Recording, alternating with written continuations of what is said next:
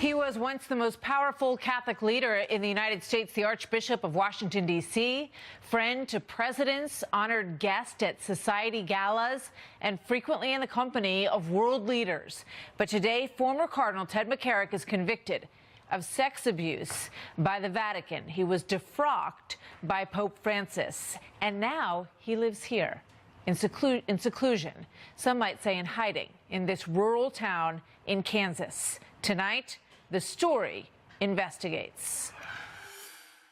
This is the place where Ted McCarrick, as he's now known, cannot be reached, questioned by accusers or journalists, including our producer, who attempted to reach him this week.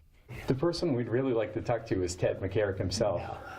No, he's not giving any interviews. In small-town Victoria, Kansas, now former Cardinal, once called His Eminence, Theodore McCarrick, remains. He lives here in seclusion, weeks after Pope Francis expelled him from the priesthood. If he's no longer a priest, he should not be living there. The Vatican officially finding the 88-year-old guilty of sex crimes against minors as well as adults. He is confined to the friary, and that's why we are allowing him to be here. McCarrick is the former Archbishop of Washington, D.C., now the highest-profile church leader to be ousted from the priesthood in modern times. Yet here he remains, living on church property, among priests, and just yards away from the local public school. It's too close for comfort. There's a lot of concern, children. Well, we heard from social media that he was here. As far as being notified, that was the biggest thing, but the church has done a good job since then. We're just mainly giving him compassionate place to stay.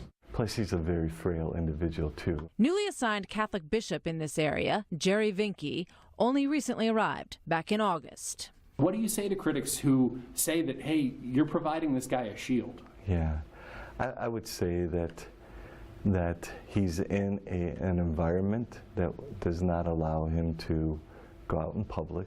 Bishop Vinke says he is among those frustrated by this situation. I was so upset with McCarrick and what he did, and I have to admit I had to reconcile my own feelings because I had a lot of resentment toward the whole situation. Vinke says he reluctantly gave his blessing as McCarrick was suddenly placed at the friary by embattled Cardinal Donald Worrell, who recently resigned himself as D.C.'s current archbishop, amid allegations of covering up priest abuse while serving as a bishop in Pennsylvania. Cardinal Worrell called me up from Washington, D.C., asking for my permission. I've never gotten an answer why. Now Vinke is left to deal with the reality thrust upon his new community. What do I do when someone, this notorious sinner, is thrown in your lap? And a lot of people want to just discard him and throw him in jail, and maybe he should have gone in jail a long time ago. I don't know. To many local residents, as well as clergy abuse victims and the Catholic faithful worldwide, this still evolving McCarrick story is just another painful chapter in the ongoing global church abuse crisis. I've been going to every parish in our diocese, and there's 86 of them. I've been apologizing. As for McCarrick, having previously maintained his innocence, claiming that he had no recollection of abusing a 16-year-old boy decades ago, the now former cleric has made no public statement since being hit with the Vatican's harshest punishment. Yeah, he's very aware of what happened. Is he remorseful? I do know this, that he goes to confession on a regular basis. What he says, I do not know. And while prior to the Vatican's verdict, the Pope ordered McCarrick to live in seclusion, prayer, and penitence, technically, McCarrick is a free man, able to live wherever he might choose. He could go anywhere, yeah. I do know that he wouldn't mind moving closer to his family. I think it's going to happen sooner than later that he moves. Maybe someplace out east. It might be like an assisted living place. However, still facing lawsuits and potential criminal charges in New Jersey and California, McCarrick remains in Kansas, next to a basilica known as the Cathedral of the Plains, built by sacrifice and donations from local devout farm families in the early 1900s. It is now a Catholic community like so many around the world, praying for healing and for their church's survival. It's a travesty, the whole circumstance of what's happened in the church and the church covering it up and all those other aspects. I just hope that love reigns in hearts more than anything else. I think healing takes place when we're honest, when we get things out into the light and be totally upfront about what's happened.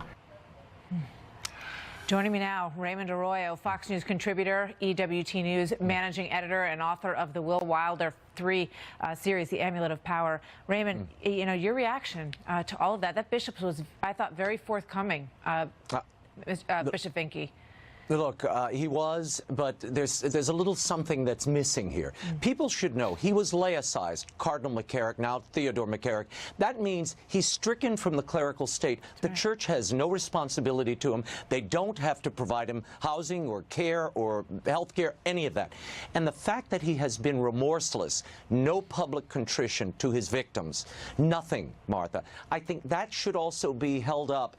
And maybe if they wanted to be merciful to him, they should send him to a Catholic nursing home where he's isolated and away from kids. Having him a block away, it rattles the community. It's a bad sign. And one more thing, Bishop Vinke in your piece there talked about transparency. We need transparency. The Vatican needs to provide all of us with the background of who promoted McCarrick, who allowed him to rise through the ranks of the clergy to reach this pinnacle and use that power to abuse these children and adults, I might add. I think even at 89, I'm sorry, he's the public face of this disaster, this horrible evil. He should be sent away. He really should be in jail, and maybe that's forthcoming. And maybe it is.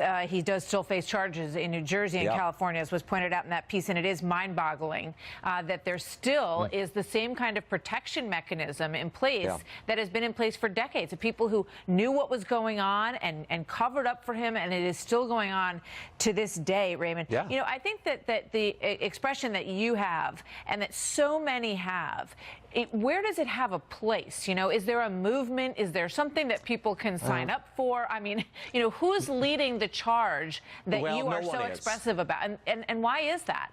Well, partly because the Catholic Church, so many of the people in the flock, they look to the clerics. You look to the priest, you look to your bishop for leadership. You don't have, you know, kind of green grassroots efforts in the Catholic Church. Perhaps it's needed. I know there's a movement to suppress giving funds to the archdiocese. People are giving it to religious institutes and Mother Teresa's order and other groups that are doing good work, but not to the church itself. Final comment here, Martha. If this were a fireman or a man in the military who'd been found guilty of these grave offenses, do you think he would be allowed to return to the barracks the next day? I think not. And Cardinal McCarrick finds himself in that same position. He should not be on Catholic grounds. It's a bad sign, and it sends a horrible message, I think, to the Catholic faithful and the wider community. Raymond Arroyo, thank you. As always, good to see you tonight. Coming up next, the new details.